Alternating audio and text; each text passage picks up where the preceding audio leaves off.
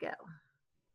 Hi, everyone. Welcome to Curriculum Night for third grade. My name is Nancy Aubin, and I have taught here at West Jeff for 8 years. I think it's my 8th year.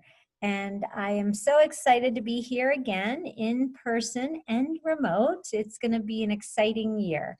I started my career in Florida where I grew up. I taught, in Gainesville, Florida, a long time ago, where I got my master's degree at the University of Florida. And then my husband and I moved out here and I taught in Littleton Public Schools and I taught at Elk Creek.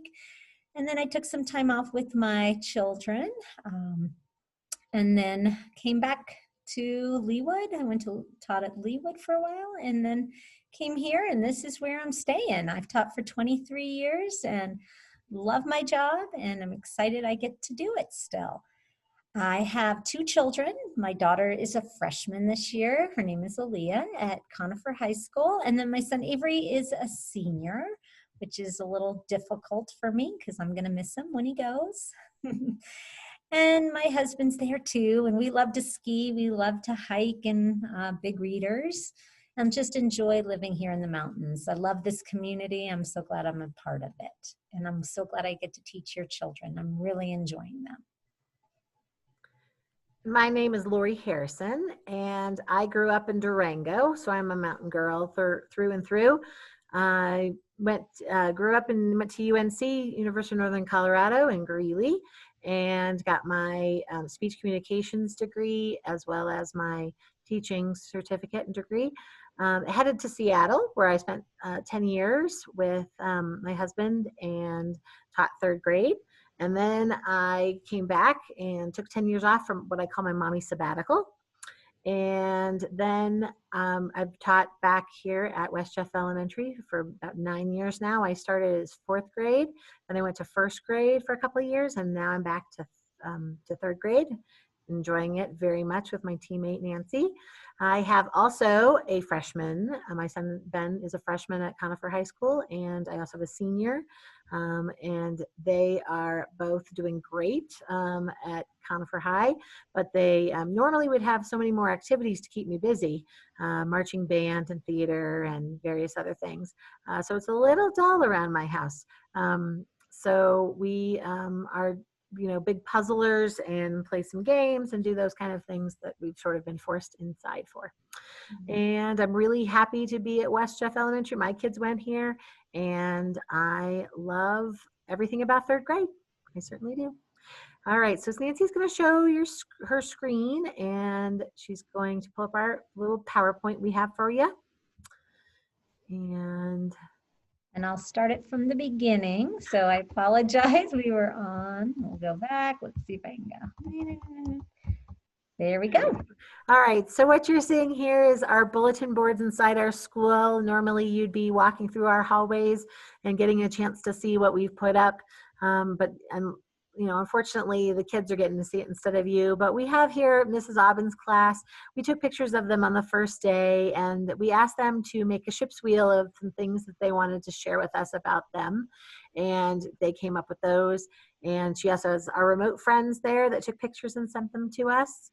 And then there's my homeroom class, and all those smiling faces there. But we're really happy to see them here every day, and they have so many great things about them to share. And so you may know a little bit about our 3rd grade schedule from being remote for 2 weeks, but we changed it a little bit here and there. So we just wanted to quickly go over that. So we started in the morning with that soft start with some activities and some things that, some catch-up stuff, and also teaching cursive, and have some different activities that we do first thing in the morning. And from 9:15 to 9:35, we have our crew.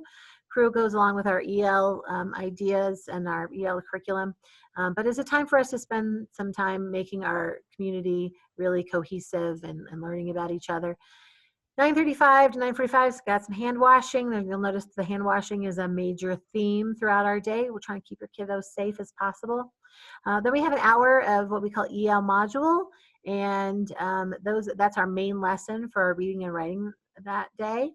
Then they go off to specials. They have art, music, and PE, but they have it art for a week, music for a week, and PE for a week, maybe not necessarily in that order.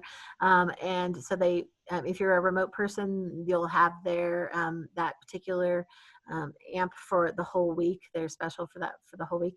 And then they go out to recess. Then we have lunch, do some more hand washing. And then we have what we call EL skills. You might hear us also call that all block.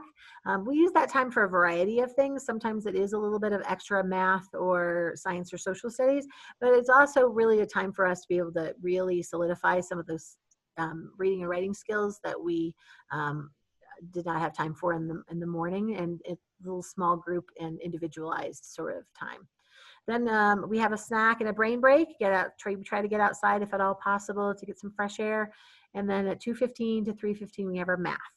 And then at the end of the day, we do dismiss at 3:35 after we've gone over planners and had a couple more things to kind of wrap up the day.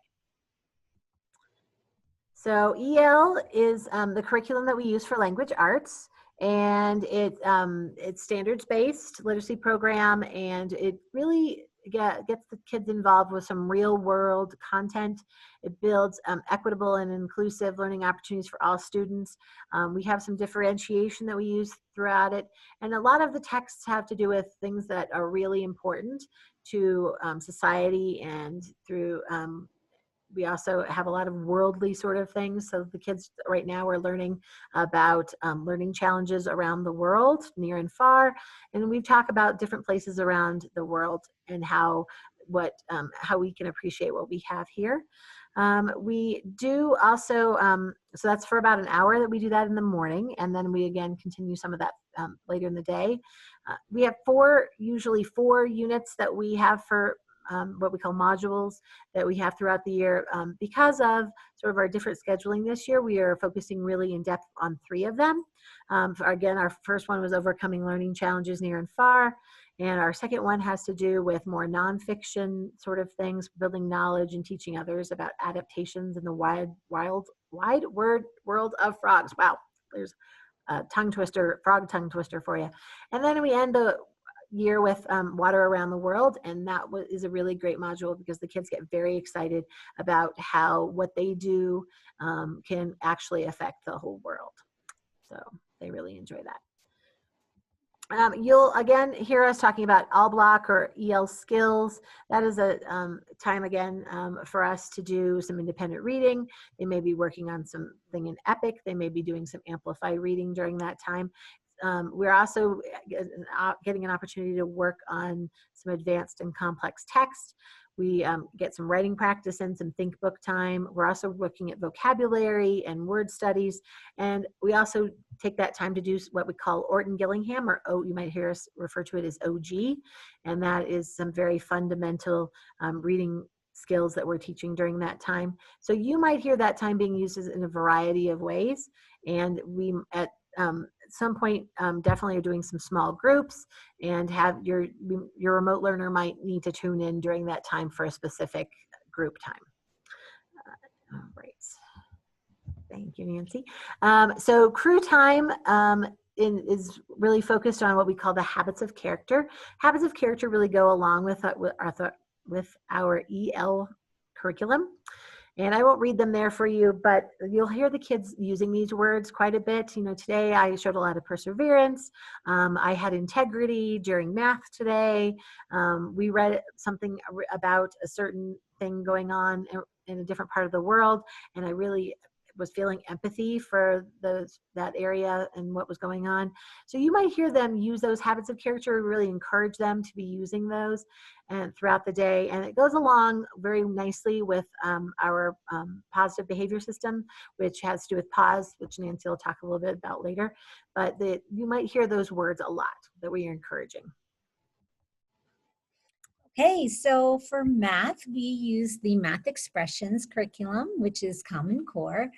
And right now, with the remote and the in-person, we've done a lot of whole group instruction, hoping to do more breakout rooms and more discussion in small group. We have kind of started that, and it's going well. We also, after the concept has been taught, there is time to practice that skill. It might be independently or with teacher support. It might be in the workbook. It might be on Think Central. The Think Central is good for the remote so we can see how they're doing. It also is good for our quizzes and our unit tests. So you will see that we'll be doing a lot of that for those assessments. Also, next week we'll start our exit tickets, which is a way for us to know if they're understanding the learning target. It's just a chance for them to answer a question in their own words, but it's in writing form. It has to be like in a sentence form. And it's just explaining your thinking in words. So we'll start those probably Tuesday. And then thinking Monday, we'll start our timed math tests for multiplication and division, because those facts really need to be memorized, and we need to get started on our 5s, because we started our 2s and then 10s come and it just goes really quick. But we have all year to get those facts memorized, so don't panic. We will do multiplication and division together because they are inverse operations and related, and that is the idea, teaching them together that the kids can relate them better. And it really seems to be working. So I think we'll do those on Wednesdays and Fridays. That could change, but that's the plan for now. And then for reading, we've already kind of sent an email about homework, and some of your kids are already doing this. It's been great. I keep hearing about different books kids are reading, and it's exciting. And they were so happy to check out library books to take home to read. So good job, parents. They are expected to read 4 nights a week at least for about 20 minutes. And that's all they've had to do. But in October, we are going to ask that they start logging their reading. And if you are the parent of a remote learner, you can do that digitally. We'll make sure that comes home at the beginning of October. And then the logs aren't due till the end of each month. As far as math homework, that has already come home. We sent our second math homework today, and that will be put up for remote learners here soon. And that is just 2 sheets. They're double-sided, and you have all week to get it done. And those were pages 9 through 12 this week. And the kids are bringing them home in their student planners, and they'll be in their binders if your child's a remote learner. And there is a box on there that says study plan or who's your homework helper. You don't need to fill that out. Parents ask about that often, so just ignore that box. You can always have your kid do optional homework, keyboarding challenge. You know, if we can practice those skills even more, they can always go to typing club and work on that. To know what's expected, the student planners are a great source of communication. We will write the assignments each day, and you guys can read that and initial it. We do that before we prepare for dismissal. So check that out to see what's happening. It might say practice your 5s, time test tomorrow.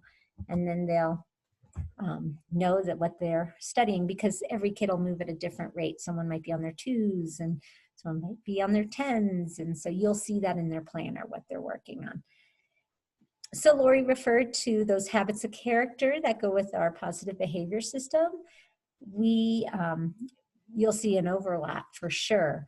We have changed from roar tickets to, and good roar behavior, to pause behavior, because I guess it fits nicer with our habits of character. And also I think because a bobcat doesn't roar is what I've been told. So we are going to move on to pause.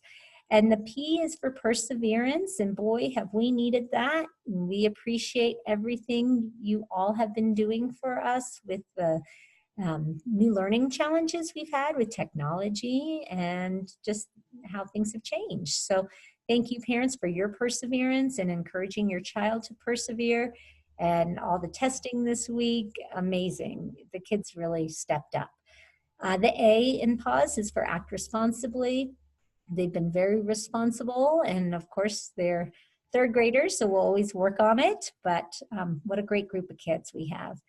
And the W is for work and play safely, another real important one this year with the COVID virus and having to keep our masks on and social distance and wash hands. And, you know, they haven't really complained. I'm so impressed. I mean, the hand washing, I think, takes a lot of time, but they understand it, and you can tell that they've been going through this already at home and experiencing it. and they're doing a great job. The S is for show respect. Really, again, very respectful, and we'll keep working on those skills all year. We've been handing out Bobcat Bucks, which is just a reward system for good behavior. It's incentive, and then they'll have prizes from a prize box, which we will make sure we show so no one's touching them until they choose the prize they would like. They are very excited about that. Tricks of the trade to keep behavior in check. Basically, if you hear my voice, clap twice, turn off the lights, turn them on, ready to rock, ready to roll, little things like that. Whole body listening is a big one to keep the behavior in check. And then if there is an issue with another child or in the classroom, we just work on problem solving. A, ask what the problem is, B, brainstorm solutions, C, choose one, and D, do it. Make sure it's safe first. So we'll teach them how to do that with each other. Even on the playground, I know they have to do that. And hopefully they'll be able to be problem solvers without us eventually. Now, if we have big problems, there's always consequences aligned with poor behavior. It might be a reminder, loss of privilege, contact a parent, message in the planner possibly, but if it's serious, you'll hear from us by email or phone call. And then if something is something we're just having trouble overcoming, not able to change a behavior charts work well. Think sheets, time to reflect. Those will also be put in place if needed, but you'll be aware of that if your child needs a behavior chart or is using think sheets to think about their actions. So parent communication, email really is the best. If you don't have our email, I think you all do, but it's on our website. And the voicemail is really email, but if you're more comfortable calling, feel free to use that. And our website link is here. On our website, we have our schedule, upcoming events. There's all kinds of goodies of resources and our newsletter, which I will let you know in our weekly updates if it's ready to be viewed. And student planners we talked about. They should be coming home daily, so look in your child's backpack. Friday folders may come home, but also the district is trying to limit the amount of paper going back and forth, and so you might not see it every Friday. So if it is in your child's backpack, make sure you return it on Monday. And I'll turn it over to Mrs. Harrison. Okay, so grading and report cards. Again, you will see probably a few less papers than you're maybe used to seeing that way, but we will still be communicating how your child is doing through those electronic possibilities.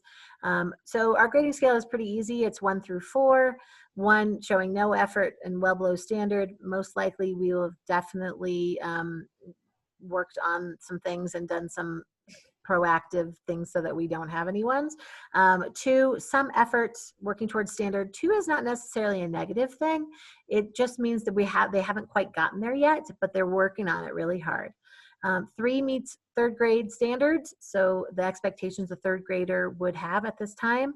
And 4 means really it exceeds the standard. So it's not just that they did the standard and they did it perfectly, but that really they went above and beyond what was expected of a 3rd grader. And we have report cards go home 3 times a year. One usually goes home in November, and then we have another one in February, and then at the end of the school year. So we have trimesters. Just some of the nitty-gritty stuff. Birthdays, we don't really celebrate those with any sort of shared foods or treats, so please don't send those in. We do celebrate their birthdays in other ways that don't involve that. We do singing and some other little sort of very classroom-oriented sort of things. If you are and I don't know if this will really happen very much, but birthday party invitations, if you're planning on giving them to students, they have to kind of be put in the Friday folder so we don't hurt anybody's feelings if not everybody's getting them, unless, of course, the entire class is invited. We do have snack in the afternoon. If we would really appreciate it if it was a healthy snack and something that really is easy to clean up and perhaps throw away or deal with later. We do sometimes eat outside, so we don't have utensils. spoons and forks and things to give to the students, and just the quickest the better. Water bottles, we really encourage those. We aren't using the water fountain these days, but we do have the water bottle filler. So the water bottles are really the best route to go. Please only put water in them and a really good tight lid, so they occasionally do fall off a desk.